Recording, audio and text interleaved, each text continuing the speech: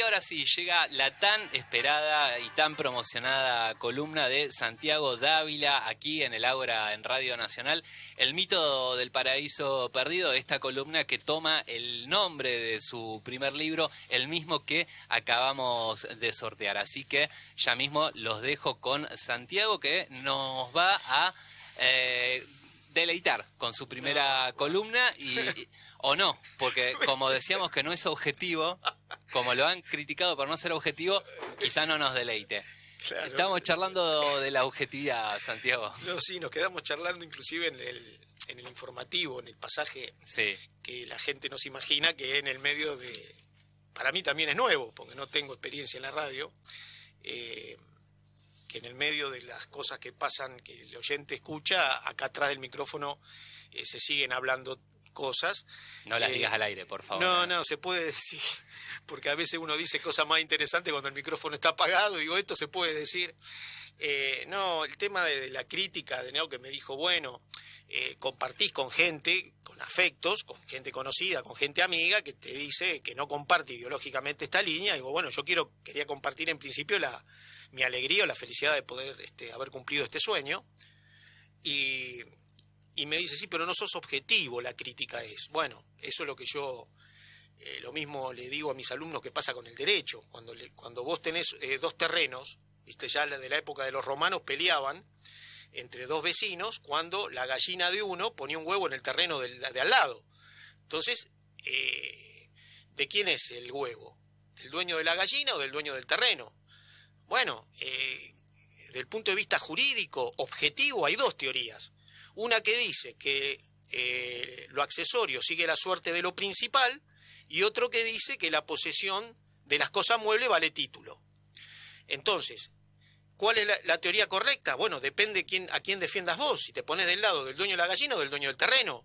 Porque si lo accesorio sigue la suerte de lo principal, el huevo es de la gallina y por ende sería el huevo del dueño de la gallina. Pero si la posesión de las cosas muebles vale título, el huevo quedó en el terreno del vecino, el huevo es una cosa mueble y entonces el huevo sería del dueño del terreno. Tan simple como eso. O sea, las teorías están perfectas, pero depende de qué lado se ponga uno. Por eso el famoso tema de las dos bibliotecas. Claro.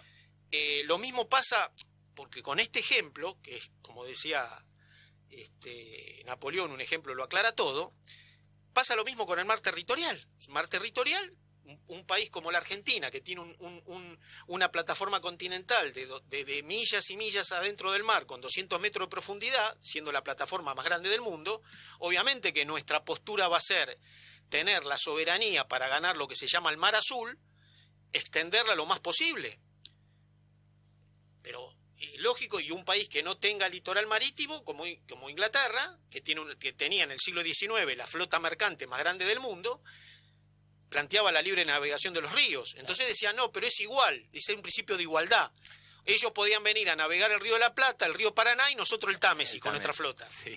Entonces, bueno, esos son los conceptos de igualdad, que esa lógica se sigue presentando en la actualidad con otros ejemplos. Como el ejemplo que di antes, pasa en la política, pasa en la economía y pasa en las decisiones diarias en el trabajo, en un colegio, en un gremio, donde sea. Así que la objetividad, en todo caso sería como el chiste de que había 3 personas que le estaban pegando a una y le preguntan, ¿y vos qué hiciste? Y no, es una injusticia total, yo no podía tanta injusticia, me metí y la emparejaste y dice, ¿cómo le dimos entre los 4? Bueno, a ver, la historia argentina es el relato. Yo en el libro emito varias definiciones sobre que una de ellas es que la historia argentina es la historia oficial es la versión inglesa de lo que nos pasó a nosotros en nuestro país. ¿Cómo de vuelta? La historia oficial argentina es la versión inglesa de lo que nosotros vivimos en el pasado. O sea, la historia argentina oficial es la historia argentina contada por los ingleses, podríamos decir. Tal cual, contada por los ingleses. Bueno, heredamos en parte bastante grande, en el libro lo trato de señalar, que lo mismo sufrió España. Habiendo sido una potencia, se cruzaron en la escalera a fines del siglo 17, 18, 19, ya sí, fines del 18, una potencia hegemónica como España que bajaba, se cruzó en la escalera por la mitad, que Inglaterra que subía. Y lo que yo trato de hacer, y ya un poco como para encarar el primer capítulo, es lo que siempre voy a tratar de hacer es vincular desde el punto geopolítico los hechos que generan algún cambio de paradigma en el mundo y cómo repercuten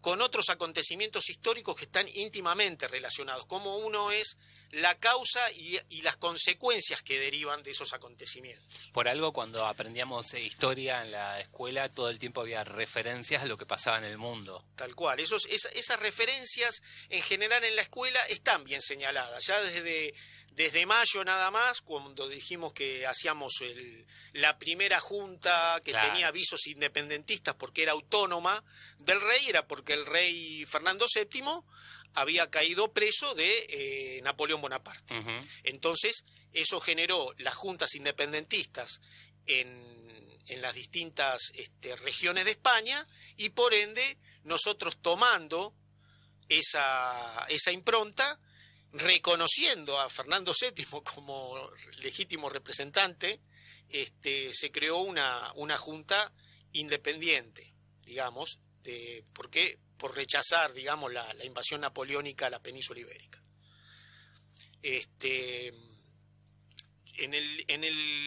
Habíamos dicho que íbamos a hablar del primer capítulo. El primer capítulo, el título, ¿te acordás cuál era? El de Fray Bartolomé. Fray Bartolomé de las Casas, o cómo, esto fue un recorte que me hizo el editor, yo había puesto, o cómo andaba más o menos la cosa en América durante la colonización española. El más o menos la cosa me lo quitó, yo copiándolo a Saborido, que tiene un sentido del humor y explica las cosas extraordinariamente bien. Me lo cortó el más o menos, justamente porque el más o menos lo que me habilitaba era esta visión particular, subjetiva, polémica, porque como te dije la vez pasada que vine, enfrento en un tema tan polémico como la colonización, la visión hispanista contra la versión indigenista, y de ese proceso dialéctico es que trato de fijar una síntesis para que el lector saque sus propias conclusiones evocando los hechos oscuros, porque de hecho el texto en cual me baso, que Fray Bartolomé es el que denuncia los tratos crueles e inhumanos que sufría la población aborigen, autóctona, mal llamados indios porque pensaba que habían llegado a las Indias. Sí. Se puede decir que es el precursor de la defensa de los derechos humanos de los pueblos originarios. Ajá. Y entre otras cosas es curioso ver, porque yo hay párrafos que transcribo de él, cómo se puede leer perfectamente hoy en día el castellano del siglo XV, digamos. O sea, así como hay que hacer un pequeñito esfuerzo nomás para leer al mío Cid, creo que del siglo XI o XII, también se puede leer a Fray Bartolomé perfectamente. O sea que hay pasajes donde relata justamente esto, ¿no? La explotación de que eran víctimas sin ninguna culpa. Hay predecesores de él, Fray Pedro de Córdoba y Fray Antonio de Montesinos, fueron dos clérigos dominicos también que le antecedieron en las denuncias. Quizá el texto de Fray Bartolomé, que es criticado por los hispanistas, es posible que haya exagerado algunos párrafos, quizá para que le presten atención. Era muy allegado a la reina Isabel. ¿Qué año estamos más o menos para ubicarnos, Santiago? Con Fray Bartolomé. El texto es de 1552.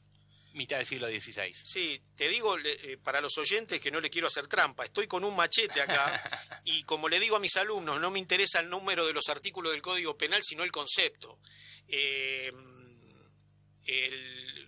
A veces con los años es necesario tener precisiones. Sí. pero uno a veces de memoria le pifia, No, claro. y hoy en día los chicos en la clase te googlean y te dicen, no, profe, esto es tal fecha, tal otra. Bueno, la mayoría de las veces la voy pegando, pero siempre uno apelando a la memoria, pero el texto es de 1552. Por eso, estamos en un momento que es reciente el descubrimiento de América. Sí. No ha pasado más de 100 años. Tal cual. Lo que sí es curioso es que al llegar los españoles a América, estaba vigente una bula del Papa Nicolás V del año 1455 que declaraba no personas, o sea, no condición humana de persona, a los moros, a los turcos, a los africanos y a los asiáticos en general. Viene el descubrimiento de América, 1492, recién en el año 1537, o sea, 82 años después, una bula del Papa Paulo III declara a los indígenas sí seres humanos. Solo a los indígenas, aparte del famoso hombre blanco. Tal cual, dice, bueno, tienen condición humana, son seres humanos, pero no los declara vasallos, o sea, en condiciones de igualdad con el ciudadano español, sino son siervos de Castilla.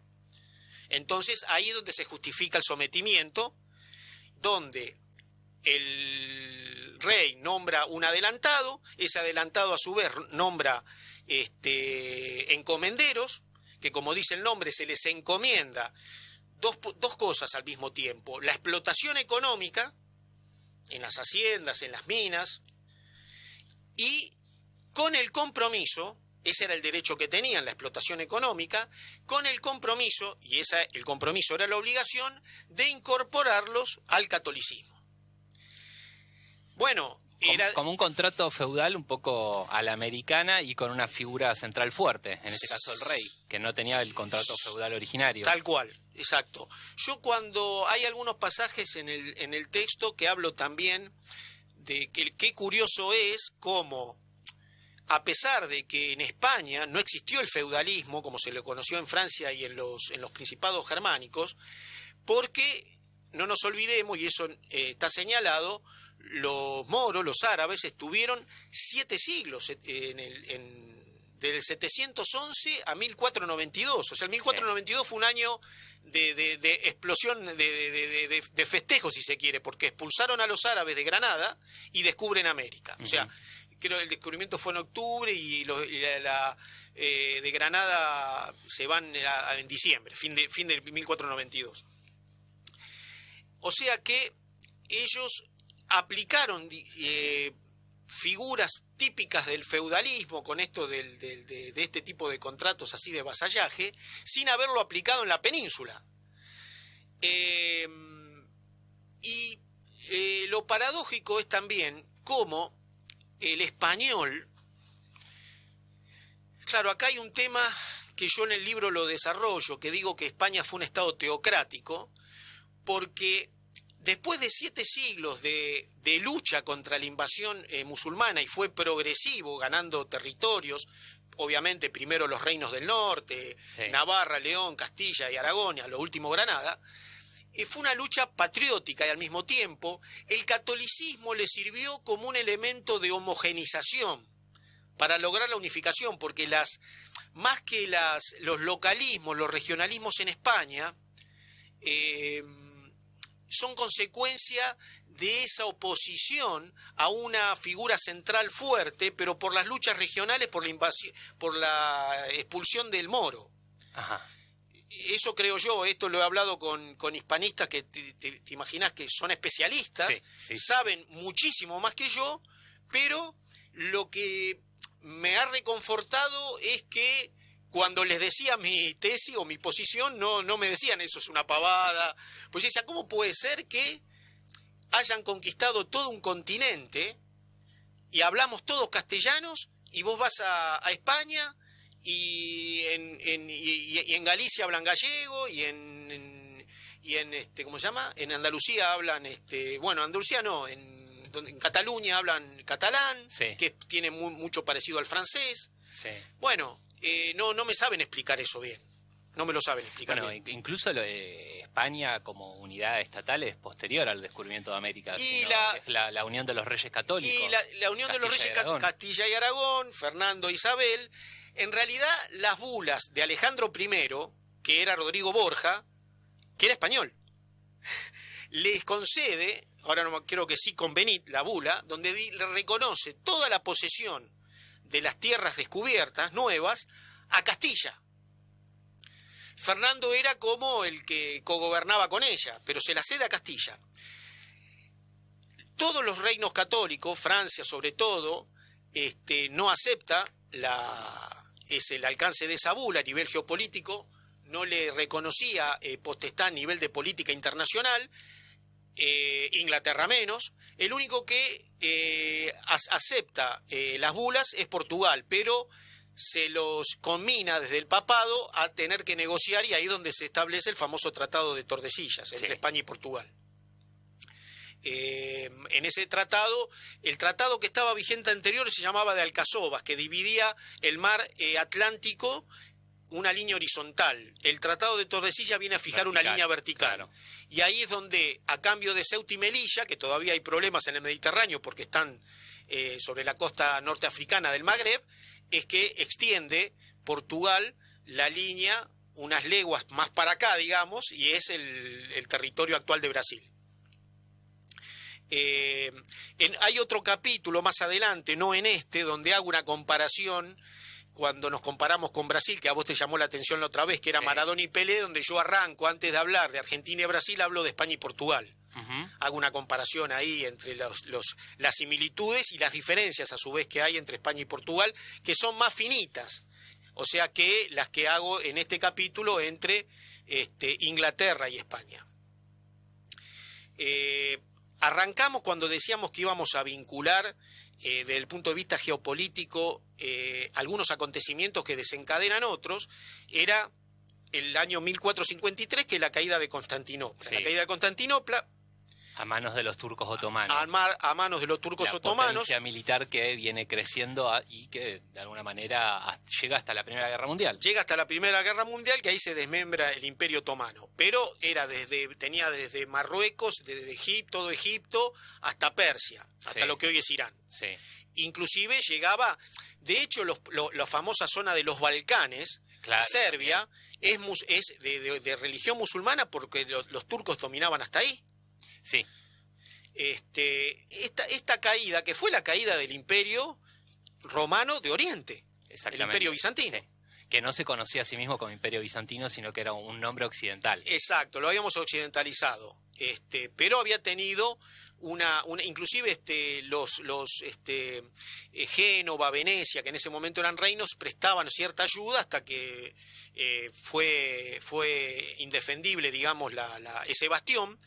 Pero era el paso obligado, era como una aduana virtual, digo yo, entre todas las materias primas, que ya desde ese entonces el comercio entre China y Occidente era favorable, la balanza comercial a favor de China, porque no era la ruta de la seda, sí, seda, porcelana, jade y todas las especias que levantaban en el camino, que venían del norte de la India, de Kazajistán, de Persia, y llegaban pasando por ese puente natural, pasando el Bósforo, en la ciudad de lo que era Estambul, Constantinopla, rebautizada por los turcos. Cuando se encontraban con ese paso, con la interrupción física de ese paso, prácticamente imposible seguir, se interrumpió ese comercio, los españoles buscaban una ruta alternativa para lo que llamaban las Molucas, que eran las verdaderas Indias orientales, pero no podían bordear el continente africano porque esa ruta estaba monopolizada por los portugueses. Vos decime el tiempo, haceme seña o algo, que si no yo sigo. Bueno, España, ya vimos, se encontraba en un momento de franco ascenso y en un momento espiritual, porque el pueblo se había forjado, ya dije, en la resistencia de 7 siglos de dominación árabe y la expulsión progresiva. La templanza de esa lucha y de ese pueblo los había fortificado para aventurarse a esta empresa. Claro. Porque fueron a ciegas. Sin querer, se cruzaron en el medio buscando las Indias con un nuevo continente.